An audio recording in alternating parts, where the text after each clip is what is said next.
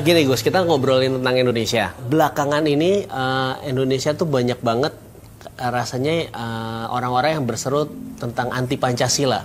Padahal kan founding father kita tuh Bung Karno memang mendasarkan Indonesia tuh sebagai negara yang diversity berdasarkan Pancasila.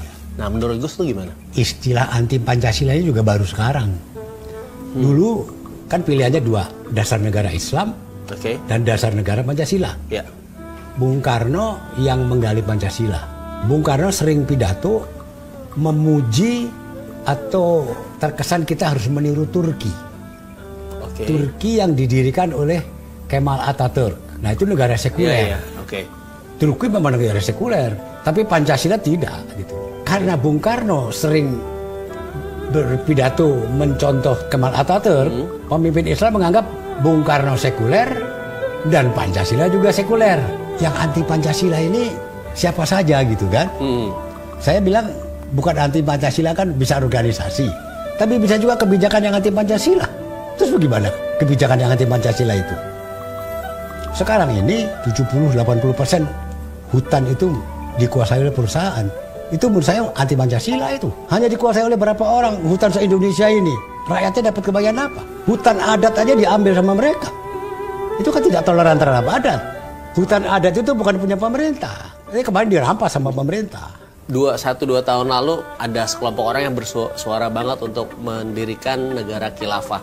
Kalau khilafah itu di mana Indonesia itu menjadi bagian dari khilafah Islamiyah global. Kepala negaranya mungkin di Timur Tengah, mungkin di Turki, kita menjadi bagian dari itu.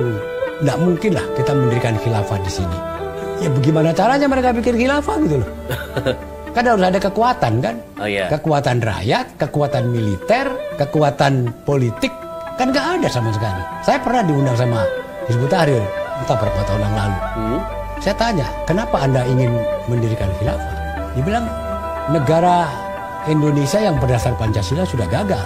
Tidak memenuhi cita-cita kemerdekaan yang disusun oleh para pendiri bangsa. Saya bilang itu apakah karena negaranya berdasar Pancasila? Menurut saya enggak. Menurut saya justru Pancasilanya nggak dijalankan. Kalau Pancasilanya dijalankan, keadilan sosial itu terwujud, perikemanusiaan itu jalan, nggak ada lagi. Buat apa lagi? Itu juga sama dengan Islam kok. Itu Islami. Terus saya tanya, caranya Anda bikin khilafah gimana? Caranya bikinlah. Anda nggak punya apa-apa. Anda nggak punya tentara, Anda nggak punya uang yang cukup besar, gimana? Apakah kemudian TNI diam saja? Apakah polisi diam saja? Apakah NU diam saja? Apakah pemerintah diam saja? Apakah partai politik? Enggak kan? Mereka pasti melawan. Yang terjadi apa? Perang saudara kan? Perang, iya. Nah, apa itu yang Anda inginkan kita perang saudara kayak yang terjadi di Timur Tengah? Kan tidak. Kita nggak ingin itu. Jadi khayal lah, itu nggak ada. Makanya saya ngomong sama mereka, Anda kan nggak bisa bikin khilafah. Kalau nggak bisa bikin, ngapain dibicarain gitu? Lo gimana caranya lah bikin gitu? Mau yang cerdas sedikit lah. Sekarang kalau ke isu pluralisme Indonesia, keberagaman Indonesia, menurut Gus gimana? Yang belakangan isu, ya santer juga, terutama karena kebebasan berbicara dan belum tentu yang bersuara keras itu mayoritas kan? Ya. Tapi itu santer sekali yang masalah isu pribumi dan non pribumi. Terus ya kayak saya sendiri, jadi saya bingung karena katanya saya keturunan Cina specifically. Nah, padahal saya kalau dideportasi ke Cina pun saya nggak punya siapa-siapa di sana, ngomong betul, Cina aja nggak bisa gitu loh. Nah, kondisi seperti ini kan berpotensi untuk memecah belah. Keberagaman itu sesuatu yang sudah ada ribuan tahun di Indonesia itu.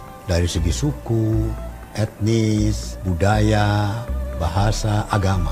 Jadi sudah berjalan 72 tahun kita merdeka. Masalah keragaman ini saya pikir sebagian besar sudah kita selesaikan ya.